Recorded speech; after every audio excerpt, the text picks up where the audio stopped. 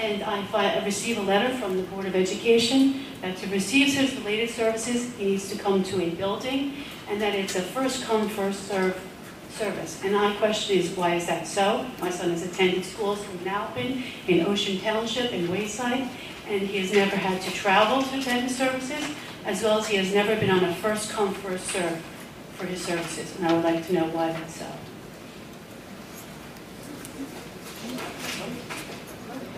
And I would also like to know, how is it decided who gets services? Is one child more eligible than another child? And if they have to wait, is it like a lottery that you have to receive services as a child needing therapy? Through the chair? Yeah. Doesn't first come, first serve in itself tell you who's entitled? It's a matter of who comes first, who gets enrolled first. I don't think there's any other factor. How is that decided and how is that affected? Hold on. What you know, that's one of our board members. We really need to have someone who, you know, answer your question. Ms. Adina Wise. Appropriately. I don't know if Yvette Cooper was here. I know that Adina Weiss is not here. She would be able to answer that.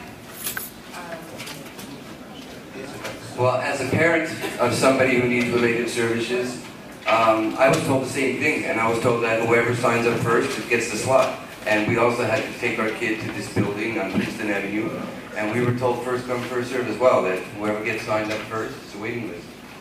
In fact, I have found the 2 letters in my bag of goodies.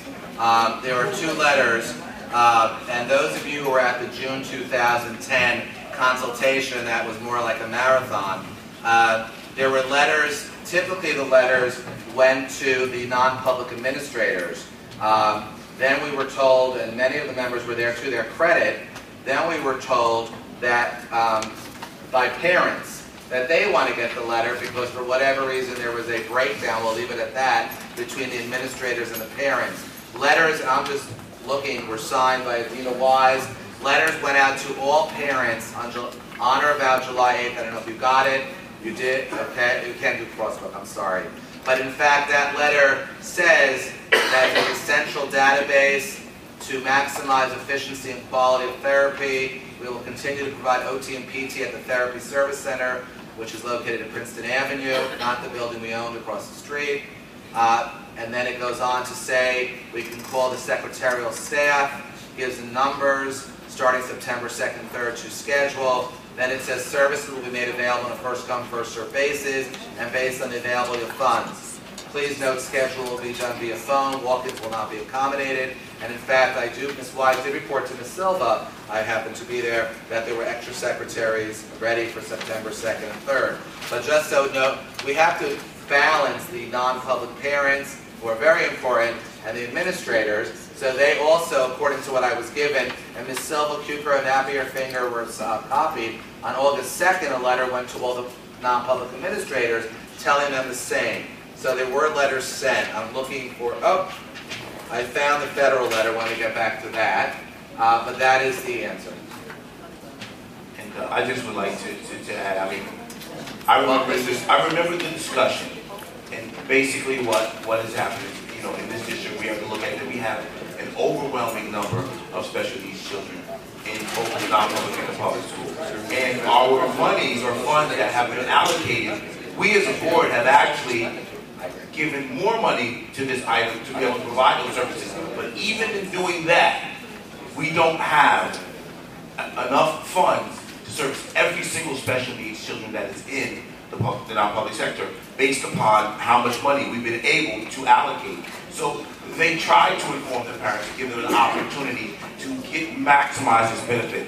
It is not per se the most optimal situation, but it was the best thing that we were able to come up with to try to give every single non-public parent an opportunity to utilize the services. And it's just an overwhelming need that we've tried to address to the best of our ability at this point.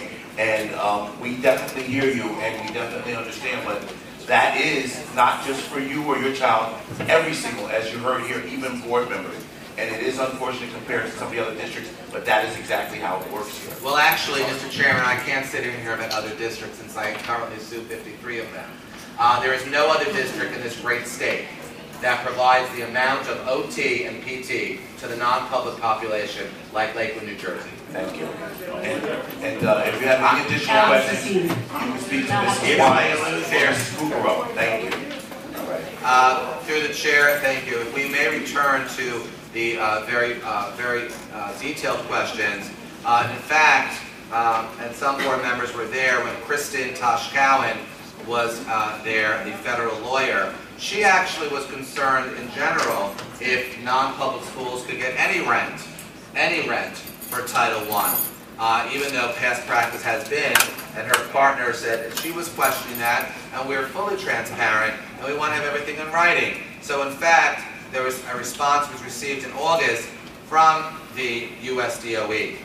Question, may an LEA, that's local education agency or authority, not the union, use Title I Part A funds to pay rent to a private school for space in the private school used to provide equitable services? Answer, yes. An LEA may use Title I Part A funds to pay rent to a private school for space in the private school that the LEA uses to provide equitable services. If a private school is going to rent its space to the LEA, we would expect the private school to also charge other organizations to use its space, and that the rent amount would be determined on a similar basis as the rental agreement with other organizations. Rents would be an administrative cost that would be taken off the top of, this is from USDOE, of the LEA's Title I Part A allocation, and would not come from funds for instructional services, but it would take off the top, which by nature reduces instructional services, as that email that some members got here says.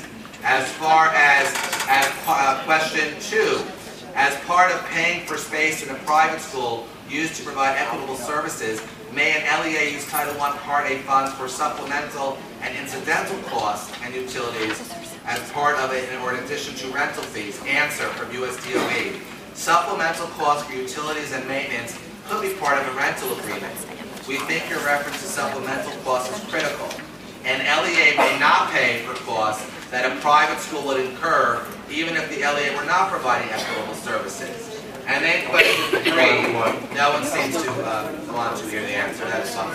Question 3, does it make a difference if a third-party provider is the one providing the services? Answer from USDOE.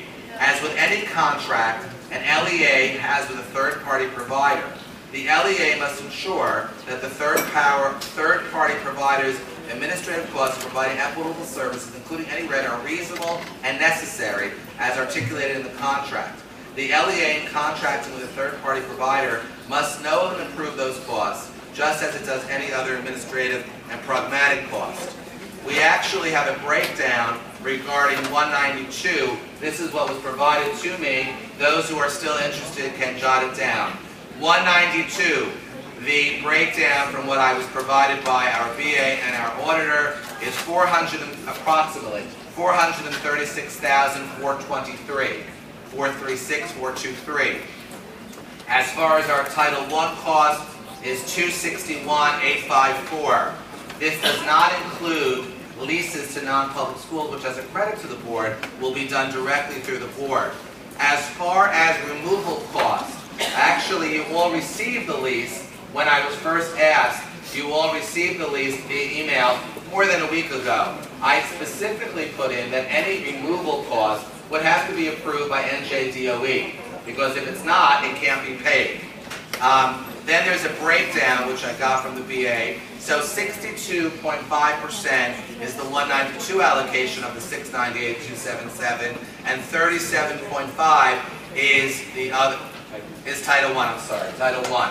So there is the breakdown, which goes to maintenance, insurance, repairs, utilities, and again, it's very detailed as it was in the lease that I sent. Which again was prepared by the attorney for Catapult, reviewed, sent to the state and the county office. Oh, sir. With all that said, we have our last speaker for the evening, unless I miss anyone, Fred Rush. Stop, Pastor. Fred led me on that one. I'm sorry. Look at him, devil. How you do it, man? Oh, stop it. It's not, come on. So, when we look at Lakewood in a panoramic way, we see the private schools growing at a rapid pace. I mean, just growing up.